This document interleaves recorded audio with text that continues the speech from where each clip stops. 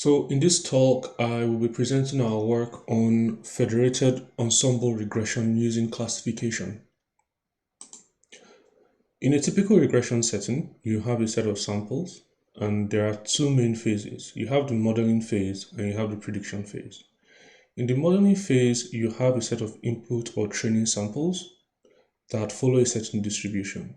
You use them to build a model in the modeling phase, and then you apply this model to a set of unseen samples in the prediction phase.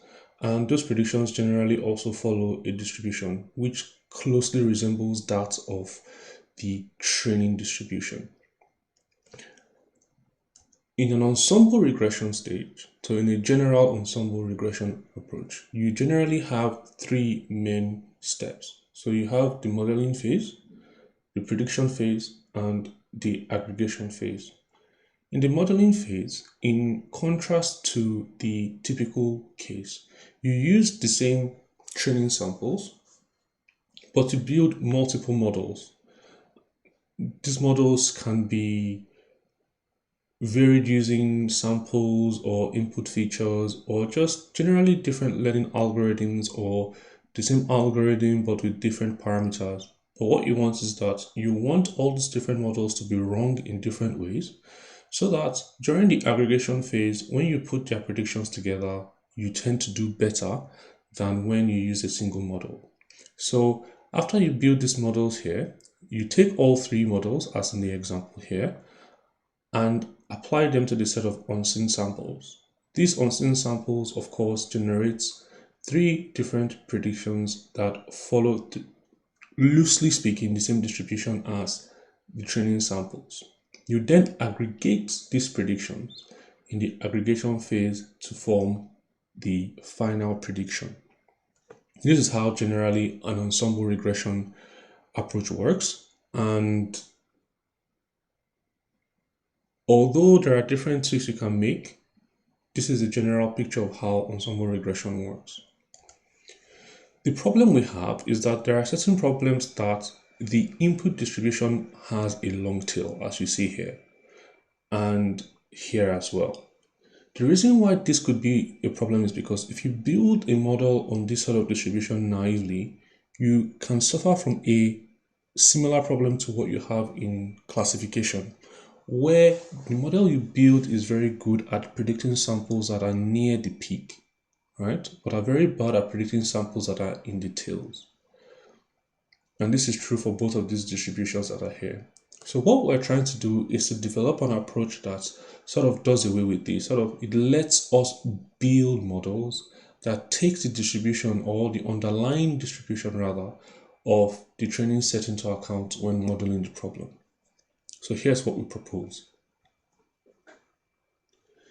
In the modeling phase, the first step we do when we get the training samples is that we discretize them. That is, we split them into bins. This can be done using a variety of discretization algorithms. It doesn't matter. The point is, or it matters, sorry. But what you want to do is, by and large, you want to discretize them. We'll discuss the effects different discretizers have a little later down the line. So in this particular example, we are discretizing here by 3. So we're splitting the input into 3 different bins.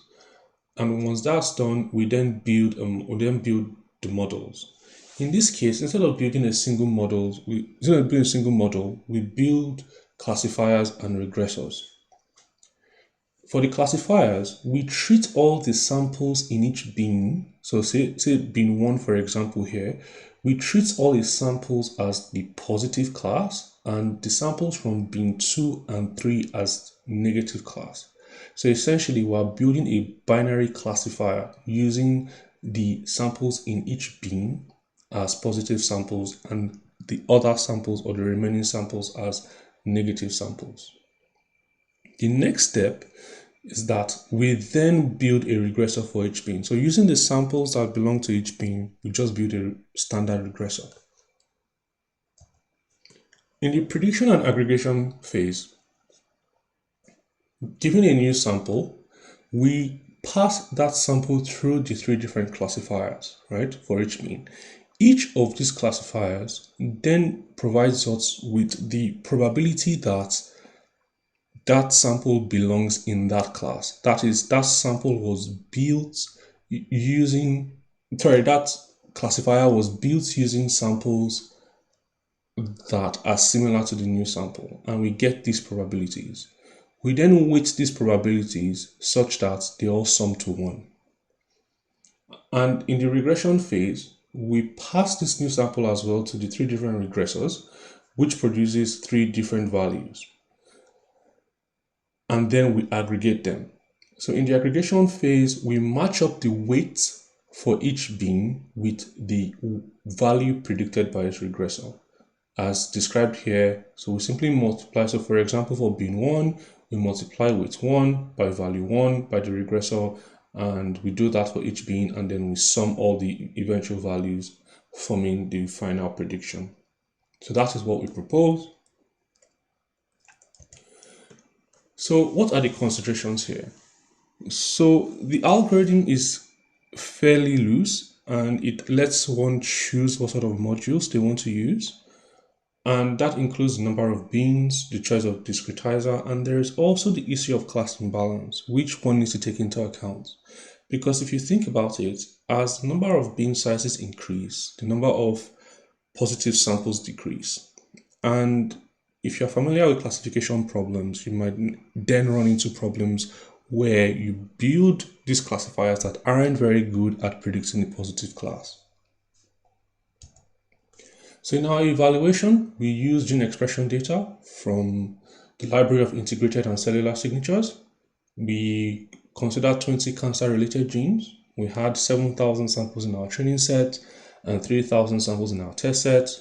And we used just random forest, and we considered 4 bin sizes, 2, 3, 4, and 5, 1 being the base case, obviously. And for discretizers, we used random sampling, even splits, frequency interval, and k-means. And then for aggregator, we dealt with cases where we ignored the class imbalance in our classifiers, or we handled it with oversampling, or we handled it with undersampling. So what did we learn in summary? We found in general that the choice of bin size, discretizer, and aggregator plays a crucial role. In the base case, we found that having a bin size of 2 coupled with frequency interval and ignoring class imbalance tended to see approximately 26% improvement over the base case. But when the bin size is set to 4 and we use even split as a discretizer and we handle class imbalance by oversampling, we see up to 100% improvement in performance. That is mean improvement in performance over the base case. And in the worst case, we found that generally speaking, k-means tended to be the worst discretizer on the data set we considered, as you can see on the slide. And here it is also worth noting that all these values are statistically significant as we performed statistical tests. In terms of limitations and ongoing work, it is clear from what we've done so far that it's not clear if, because we use only random forest in our evaluation, it's not clear if it's going to work with other learning algorithms as well. We're currently looking into that. We currently do not provide a heuristic on how to select bins and discretizer. We also do not have a clear definition, or at least some sort of rule that says, well, if your distribution looks like this, it's not likely that this approach is going to work, or if it doesn't look like this, and so on and so forth. We're also currently working on that. And lastly, we are looking at general optimizations to the overall process. So for example, instead of using multiple classifiers, we've moved to a single classifier where we deal with all the different class imbalances in one place. And yeah, thank you for listening.